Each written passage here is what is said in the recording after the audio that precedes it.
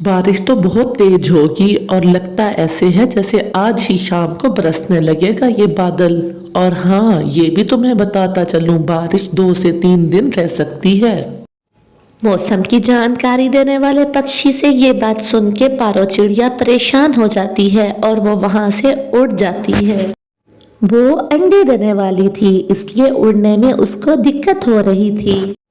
बादल तो बहुत घना आ चुका था, यूं लगता था जैसे अभी ही बरसने लगेगा। पारो चिड़िया वहां से उड़ती हुई नदी के पास जाती है। नदी के पास उसका दोस्त कालू कौवा बैठा होता है और वो यहाँ से सीधा कालू कौवे के पास जाती है। कालू भैया, अभी अभी पप्पू से मिल के आ रही हूँ। आपको तो पता है वो मौसम की जानकारी देने वाला पक्षी है। 2 से 3 दिन के लिए बड़ा तूफान आने वाला है और बादल तो देखें, यूं लगता है अभी ही बरसेगा।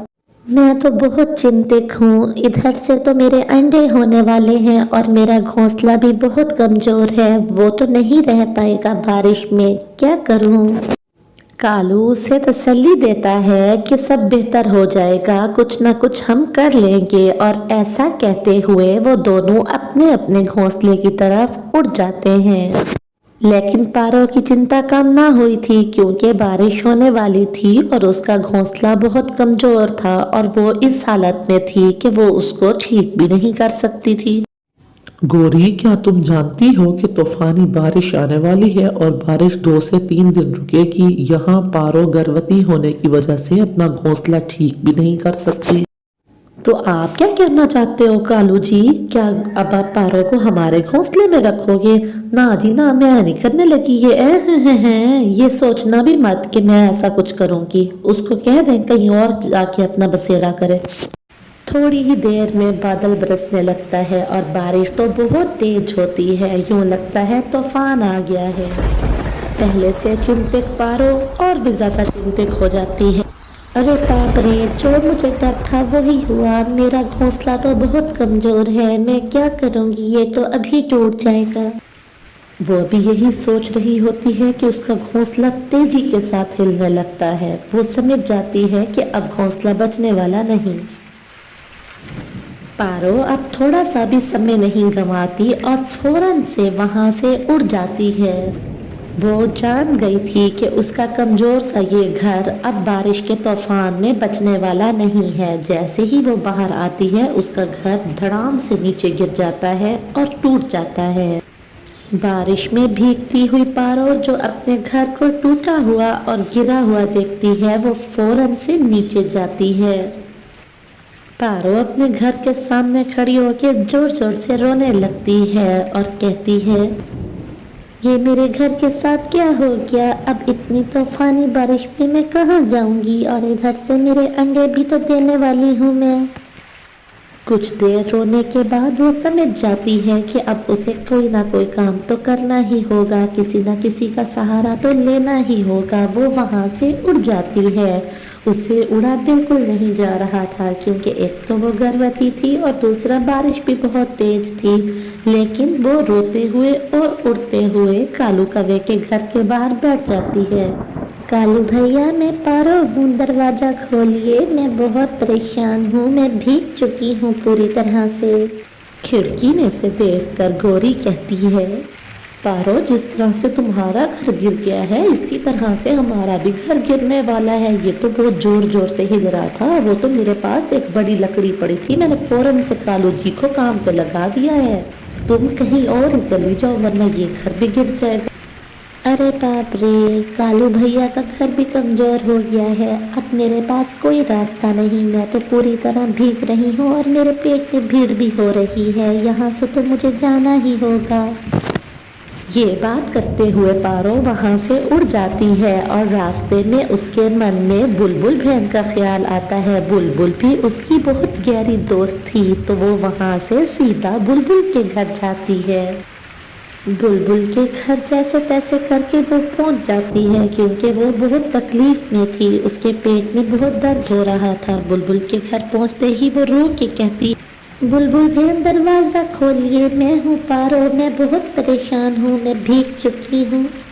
बुलबुल बाहर आके कहती, अरे पारो बहन, तुम यहाँ कैसे? इस समय में बारिश में भीगती हुई तुम यहाँ कैसे आ गई? क्या बताऊँ बुलबुल बहन, मेरा घोंसला बहुत कमजोर था जो बारिश नहीं बर्दाश्त कर सका और टूट के गिर गया है। इधर से मैं अंडे देने वाली हूँ, मेरे पेट में भी भीड़ हो रही है। बुलबुल सोचती है, ये तो अंडे देने वाली है, इसको मेरे घर में ही रुकना होगा, फिर अंडों में से बच्चे निकलने तक भी तो ये कहीं जाने वाली नहीं। ना भाई ना, मैं नहीं ख्याल रखने वाली। जाहिर सी बात है, फिर इसका ध्यान भी तो मुझे ही रखना पड़ेगा, भोजन भी मुझे ही ढूंढ ढूंढ के लाना पड़ेगा, ये तो नहीं जाने वाली यहाँ से। फिर बुलबुल मन ही मन ये सोचने लगती है। अरे बुलबुल बहन, क्या सोचने लगी? मैं भीग रही हूँ और मेरे पेट में दर्द हो रहा है, मुझे अपने घर के अंदर ले लो ना। अरे पारो बहन, मैं ये सोच रही हूँ कि मेरे घर में आज मेरी मौसी और उसके बच्चे आ रहे हैं, अगर मेहमान ना होते तो मैं तुम्हें ज़रूर रख लेती, लेकिन अब मेरी मजबूरी है और तुम तो जानती हो मेरा घर इतना बड़ा भी नहीं है। पति, बच्चे और फिर मौसी के बच्चों के साथ तुम्हारी जगह कहाँ बनेगी? अरे बुलबुल बहन, अगर ऐसी बात है तो फिर तो मैं यहाँ नहीं रुक सकती, मैं देर ना करते हुए यहाँ से चली जाती हूँ, मुझे कहीं और ही जाना होगा। ये कहते हुए लाचार पारो वहाँ से भी चली जाती है। वो अब तो बिल्कुल भी नहीं उड़ पा रही थी क्योंकि उसके पेट का दर्द बहुत ज़्यादा शुरू हो गया था और बारिश भी बहुत ज़्यादा थी, उसके पंख पूरी तरह से भीग चुके थे। दूर कहीं उड़ते हुए नदी के किनारे पे एक पेड़ पे उसको एक खाली घोंसला दिखाई देता है। वो मन ही मन में सोचती है कि ये घोंसला किसी पक्षी का तो होगा ही, ये घोंसला तो बिल्कुल खाली है, और दूसरा ये कि इतनी तेज बारिश में ये भीगा क्यों नहीं है, ये खराब क्यों नहीं हुआ, हैरत की बात है। घोंसले के पास आके काफी देर रुकने के बाद आखिरकार वो घोंसले में चली जाती है क्योंकि उसके पास कोई और रास्ता भी तो ना था। अरे मेरे ऊपर तो बिल्कुल पानी नहीं आ रहा, बारिश तो बहुत तेज है, लेकिन मुझ पर इस घोंसले पर पानी क्यों नहीं पड़ रहा?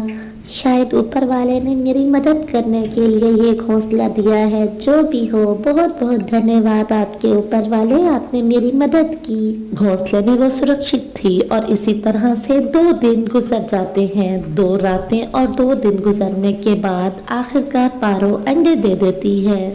मजीद 1 दिन गुजरने के बाद बारिश रुक जाती है। पारो अपने अंडों पर बैठी रहती है। इसी तरह से समय बीतता जाता है। पारो अब यहाँ से कहीं नहीं जा सकती थी क्योंकि उसको अपने अंडों पर बैठना था। और तो और उस दरख्त पे मीठे मीठे फल लगे हुए थे जहाँ से उसकी भोजन की चिंता भी दूर हो गई थी। वहीं पर उसके 2 छोटे छोटे से बच्चे हो जाते हैं। वो अपने बच्चों के साथ खुशी खुशी वहाँ रह रही होती है कि मजीद 1 दिन गुजर जाता है और उसके पास बुलबुल आती है। बुलबुल किसी तरह से उसको ढूंढ लेती है। पारो, मुझे माफ कर दे, मैंने तुझे अपने घर में जानते बूझते हुए जगह नहीं दी। मैं डर गई थी कि तेरी सेवा करनी पड़ेगी। मैंने तुझे बहुत खोजा और आखिरकार तू मिल गई। अरे बुलबुल बहन, कोई बात नहीं, आप अपनी जगह पर ठीक थी, लेकिन मेरा बहुत अच्छा समय गुजरा यहाँ पर। लेकिन अब मुझे अपने जंगल वापस जाना है, अपनी जगह पे अपने दोस्तों में ही रहना है मुझे, तो मैं अपने पेड़ पे आज ही आपके साथ जाऊंगी और नया घर बनाऊंगी। वो वहां से सीधा पेड़ के पास जाती है धन्यवाद बोलने के लिए, तो वो देख के हैरान हो जाती है कि वो तो एक बोलने वाला पेड़ था।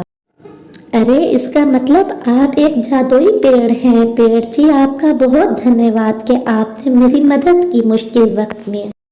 प्यारी चिड़िया रानी, मैं एक जादुई पेड़ ही हूँ और मैं उन पक्षियों की मदद करता हूँ जो मन के सच्चे होते हैं और जिनकी मदद करने वाला कोई नहीं होता। तुम एक मन की सच्ची चिड़िया हो, तुम्हारा मन साफ है और तुम्हारी सहायता किसी ने नहीं की, इसीलिए मैंने तुम्हारी मदद।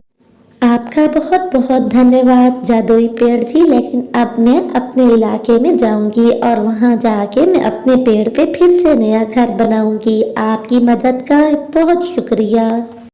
प्यारी चिड़िया रानी, आप जाएं, लेकिन जिस पेड़ पे आप अपना घर बनाती हैं वहां पर जो भी चीज पड़ी होगी आप उसको छुएंगी, छूते ही वो आपका घर बन जाएगा।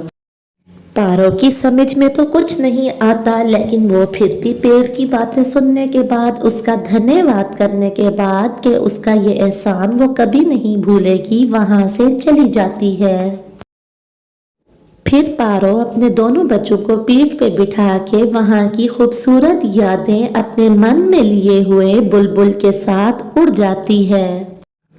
काफी देर उड़ने के बाद वो अपने इलाके में पहुंच जाते हैं और अपने पेड़ पर एक बड़ा सा पंपकिन पड़ा हुआ देख के पारो जल्दी से उस पेड़ के पास आ जाती है। वो हैरान हो जाती है कि इतना बड़ा पंपकिन उसकी घोंसले की जगह पर कैसे पड़ा हुआ है। जैसे ही पारो पंपकिन के पास जाके बैठती है तो बुलबुल भी वहां आ जाती है। पारो को पेड़ की बातें याद आ जाती हैं कि उसने कहा था जैसे ही तुम किसी चीज को छुओगी वो घर बन जाएगा। फिर पारो देर ना करते हुए उस पंपकिन को छूती है और जैसे ही वो छूती है वो एक खूबसूरत से घर में तब्दील हो जाता है। अरे ये क्या, ये तो इतना प्यारा घर बन गया है, पेड़ ने मेरी इतनी मदद की।